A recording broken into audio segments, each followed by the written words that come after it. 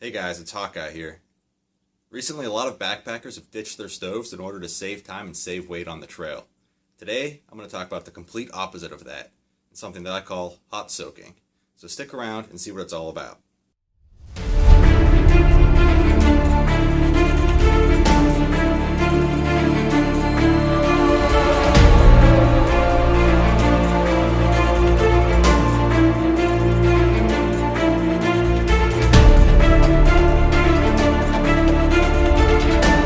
If you're like me and dehydrate your own backpacking meals, you know that it can take a while for it to rehydrate. Usually it takes me about half an hour. Now, a lot of people cold soak because they like to save the time, they don't want to boil the water, and they save the weight. Not so much from the little tiny lightweight stoves, but more so because the canisters can be heavy and they take up a little more space.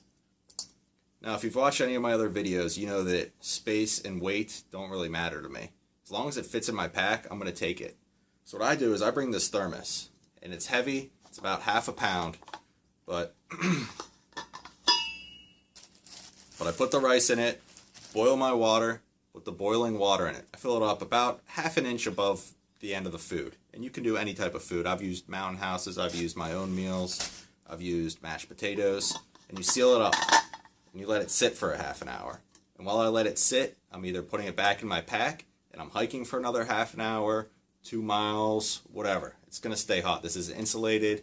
This is vacuum sealed. Nothing's getting in, nothing's getting out. What I like about this is that I can throw this in my pack and I don't have to worry about it spilling. Now you can also do your rehydrating in a Ziploc bag, but make sure it's a freezer bag so that way the water doesn't burn right through the plastic.